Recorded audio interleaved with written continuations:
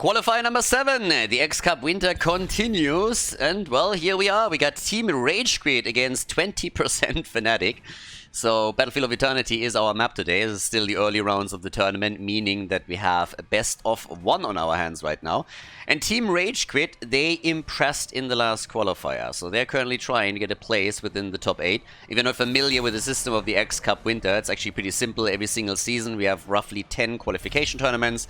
You participate in the tournaments. Depending on how far you go in the tournament, you get points. Those points get added up. And at the end of the season, the top 8 make it into the playoffs. The top 4 have an added advantage. The top 4 can choose their opponent out of the bottom 4. So the 2 thresholds that you always want to hit is like the top 8 so that you can participate in the playoffs in the first place. And the top 4 that you have an even better position and an easier way than in the playoff bracket itself.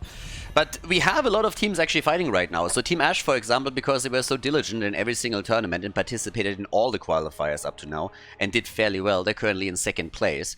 And some of the teams haven't made it into the top 4 yet that you would expect to be there. Chili Donuts, for example, they're currently 5th place. They're trying to break into the top 4, which should be a reasonable goal for them.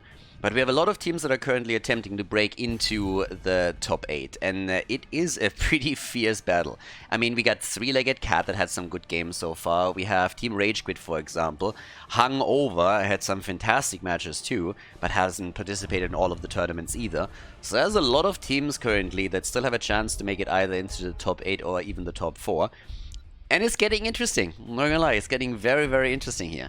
So today we have for the first time also on screen 20% Fnatic in our matches here.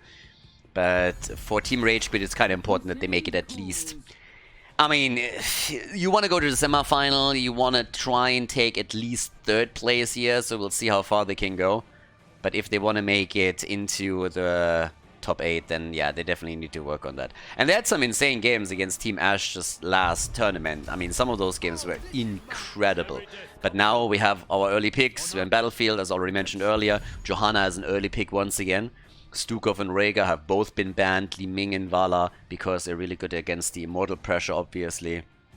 And, well, on the left we have the blue team with Hanzo and with Lucio. So in regards to immortal damage, already a bit of a leg up that they have now. And what else are we getting? Lunara and Anduin. I mean, the second that you see Anduin in a situation like this, the one thing that you have to think about is Genji. So wouldn't surprise me if Team RageQuit would react with them either banning out Genji or picking Genji for themselves. The only other thing that you would probably at this point consider is to ban one of the side laners. But yes, Anduin with his light bomb and Genji engage is always very, very strong. So you want to make sure that you have that combo eliminated. Most of the time, at least it is. Alright, we get Urel. Space Goat is banned. Maybe they pick Genji for themselves and run both of the Shimada brothers here. Hogga banned by the red team. Yeah, now the moment of truth. Limu on Genji is actually pretty good. So he played on Battlefield of Eternity Genji, I think it was just last week. Might have been the week before. But yeah, he's quite strong on the hero. So if they're even a little bit worried about the Anduin setup, they would take him now. But instead they go for Tracer. Did he play Tracer? Am I mixing it up? And we get Muradin. Muradin for the stuns. And now, of course, the question, is Genji going to get picked? Are they going to try to go for the light bomb combo with Anduin? Or what's the play here? That's a shit ton of Overwatch, by the way, on the side of Team RageQuit.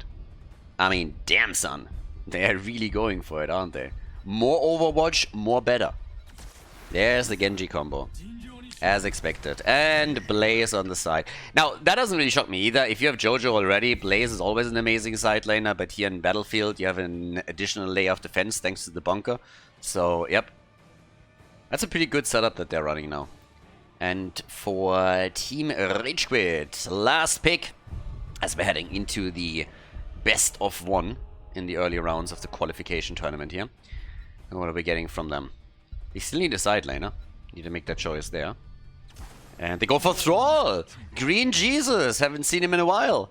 Alright. Never understood, by the way, why Thrall is called Green Jesus. Apparently that's a World of Warcraft meme. If anything, he's Green Moses, you know, Sundering. Like, he literally, like, divides the opponents. Like, I really get it. But yeah, be it as it may, we got the War Chief in the house. Battlefield of Eternity. Let's go, everybody. Team RageQuit against 20% Fnatic. Our first game of the day plays out on a Battlefield of Eternity. And on the left side, we have the blue team with Shizakid on Muradin, Limu on Tracer, Alex Batman on Lucio, No Game No Life on Hanzo, and Thrall with a Trolling Thunder on level 1 gets played by Down for Life today. On the right side of the map, 20% Fnatic. They're playing with Punisher and Lunara. I Bang on Genji, who doesn't. Cope on Blaze, Raptor on Anduin, and Kobas is playing Johanna. Alright, let's get this party started. Let's get the show on the road and see which team moves on to the next round of the qualifier here. And yeah, let's go. By the way, watched Don't Look Up, the Netflix movie. Yeah, I know I'm a little bit late to the party. Yesterday, and I gotta say, I wasn't quite sure if I'm watching just a normal movie and a story or if it's a documentary. There is way, I mean, this shit is way too reminiscent of what's going on in the world, and I was just like, yeah, I'm not quite sure if I like this movie. It was just sad. At some point it was insanely frustrating. Kind of funny too, but still. Either way, now that we're focusing a little more on heroes, let's have a look at what Limo's going to do here, because he's already dropping pretty low. Needs to be careful as he gets poked down by the opponent's team. And yeah, see what they can do with that. Top side, Trolling Thunder is keeping Thrall alive. That Storm Bolt hit nothing. Shizakid jumping in right away, but yeah, good dodge at this point, so no problem. Yeah, up at the top, we now have one of them already rotating down, and that's in this case our oh, that could be interesting. Yeah, Blaze was trying to go down to help with the camp, but instead he runs straight into Limu. And this is not going to be a kill, but he is low, so is tapping the fountain. But they still gave up the camp down here, so that's a little bit of an upset. Haven't really accomplished anything. I like this kind of variation that they currently showcased here, where they just simply met the offlaner that rotated down with Tracer, but at the end of the day, the camp was still taken by the red team and they couldn't get anything done, so we'll see how this develops. Thrall as a side laner is also something that we haven't seen in a long time, I gotta say, so yeah. His impact in this game will be something that we're going to follow quite closely. I want to see what, especially on level 10, he's going to take. Back in the days of old, he would always go for Sundering and try to find a good flank, and then drive a wedge between the opponent's team and get an isolation kill. Then Earthquake became the standard, and then for some time you had like both of them picked up here. So on the competitive level, Thrall doesn't really play a role any longer. And yeah, we'll see. I mean, for the time being, we already got the level 4 talent kicking in for 20% Fnatic. We got both of the teams busy on the Shaman camp as usual. Sledgehammer's taken now on level 4 too, so that means that Muradin has more of an impact on the Immortal than he usually would have. I banged down at the bottom of the map against Shizakid here. 10 out of 10 nickname, by the way. Definitely. 10 out of 10 nickname. I can absolutely... I mean, honestly, guys, I gotta say that I can fully endorse this name. Rings true to me, and yeah, it feels a little bit like home. I mean, if you're going for a Heroes of the Storm player and you're trying to really fit that role, then a name like that is going to give you an additional respect. Believe me, with a lot of work experience in the past as a real estate agent, as an astronaut, a policeman, a fireman, a doctor, a plumber, a pizza delivery boy, I can tell you that a good name is very, very important. So yeah, you gotta go for that. And yeah, this is actually quite a big thing. So a name like this, you know, that's something that that gets you far. That gets you far in life. Like, depending on your profession, this is really a winner. So yeah, 10 out of 10 from me. But either way, now that we have our fight here shaping up in front of us, the blue team is, as usual, quite aggressive, and they've also taken the lead on the Immortal. Haven't seen a single kill yet, though, so everybody needs to be a bit careful there. But we could see one now. They're trying to go for Lulnara, but Tracer gets immediately followed by Genji, as Genji is trying for the first kill of the game. And we still don't have one. 50% are already gone. So by now we got 0 kills in the game. First halftime show is over, and they are starting to burn it down, quite literally, with Blaze just spilling the oil everywhere. Greta is not amused, I can tell you that much. But on the left side, a little bit more oomph being put to the table also by Team RageQuit, as they're just going for the full-on race, and this is gonna get close, everybody. Hanzo? Yes! Hanzo wins it. Hanzo is just chunking that down as usual. But either way, now we also have a little bit more of a burn by the Ancestral Wrath. The boombox is in, so yeah, if you have Thrall, here comes the kill on Lunara. With Thrall, you have some really nice nuke available once you hit level 7. Obviously, the standard talent hasn't really changed in years and years and years and years.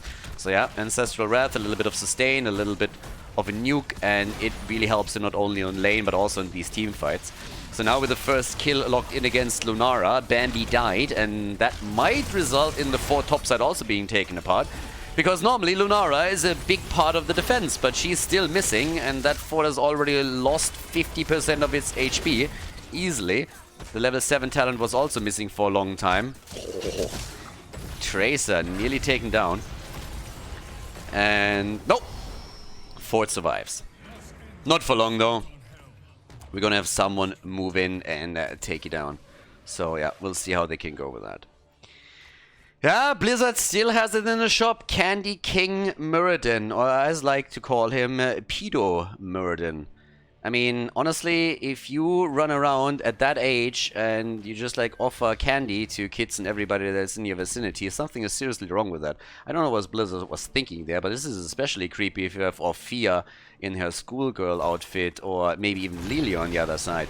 The only thing that Muradin is missing is the white windowless van. I think Blizzard definitely went a little bit too far with this. And now that Microsoft has taken over, they need to eliminate that skin, because that's just a no-go in my eyes. I'm thinking of the children here. So Thrall already taken down. It was a nice attack by 20% Fnatic, and Muradin is nearly biting the dust too. He's getting eliminated in a second, or might still die. Lucio trying to keep him alive. Successfully, I might add, especially since the trade kicks in. But Genji, as he came through for the final blow, was locked down by a Stormbolt and then died. Nicely done. Ah, it's a nice back and forth. I like it. It's the first time that we're seeing 20% Fnatic, but they're already putting up a fight. Me likey. So right now we got level 10 abilities nearly ready. That's already a good one. And all the way down at the bottom of the map, we still have the red team trying to get some experience, so they get their heroics too. With 10 seconds, I mean, they should be able to have their heroics in time for the objective, honestly. Yeah, for sure. The arrow, on the other hand, sexy, and they steal the camp away. I like it. Sacrifice the arrow, but that was a cool play. They figured out what was going on. Hanzo comes in with an arrow, and they steal the camp. Therefore, there's now 2 shaman camps on the map for the blue team, and it gives them plenty of time here, in addition to the level 10 ability that they already run, to take the halftime show. Obviously, it was quite impossible for the red team to go for that fight at the shaman camp. They didn't have heroics yet. They still don't have them. So that's a bit of a disaster. But here it is. Earthquake, by the way, for our boy. Green Jesus. Down here. Yep, there's the light bomb. I'm not so sure about that move, Bang. I mean, some banging plays over there earlier, but this one, I have to question that. That didn't work out against Tracer at all. Right now, though, she might still die. Bunker is already on the ground, and they're trying to make the play here. Nobody's even caring about the Immortal anymore. Everybody is just like, yeah, screw that thing. They go for the battle instead, and they drop a Blaze.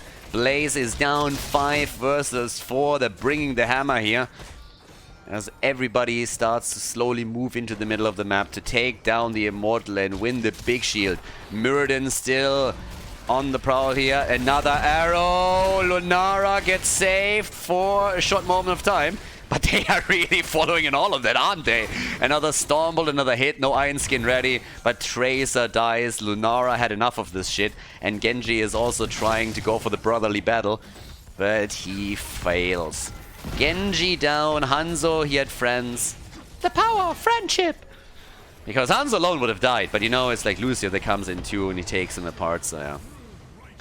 It's like always this one annoying thing, you know, he doesn't respect the 1v1. Alex, the Pro G, would be really disappointed. The monkeys are listening, because, and the snails too, because I gotta say, if you don't respect the 1v1, you know, what good are you?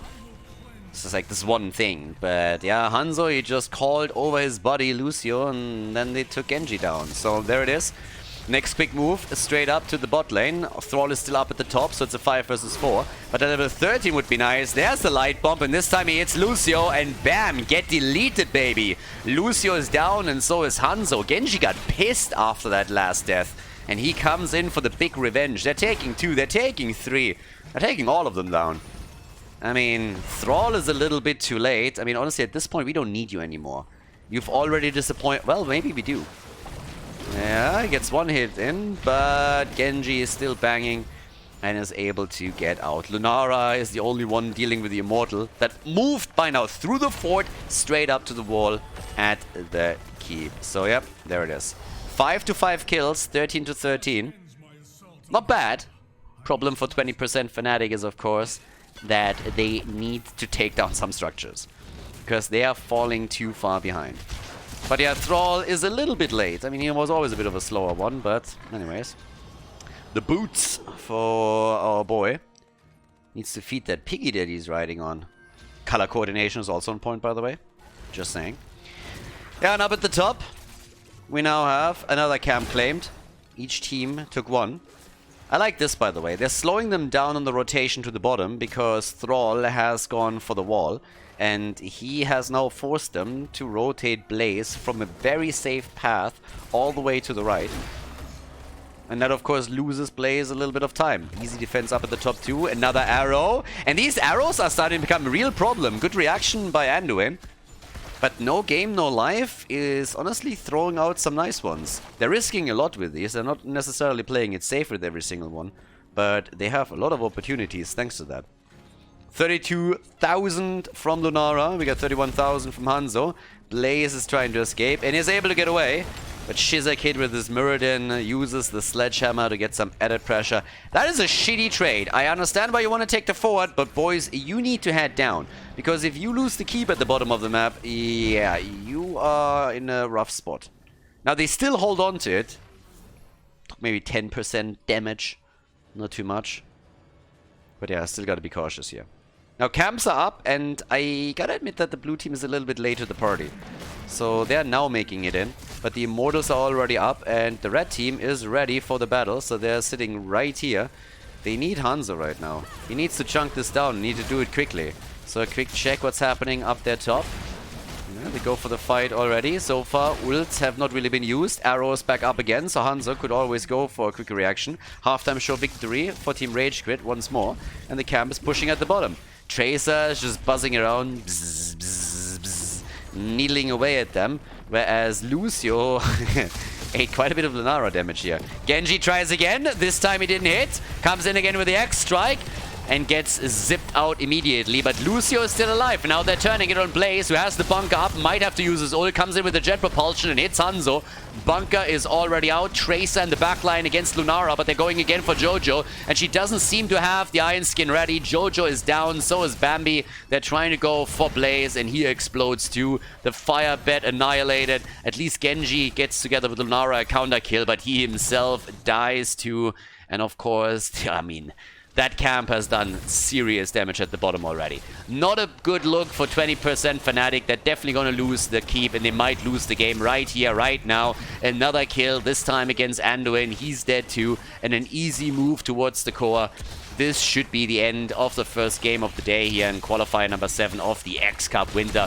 Lunara is back, so is Jojo, but the shield has fallen and they're going for the core. But I'm not sure if they have enough damage here.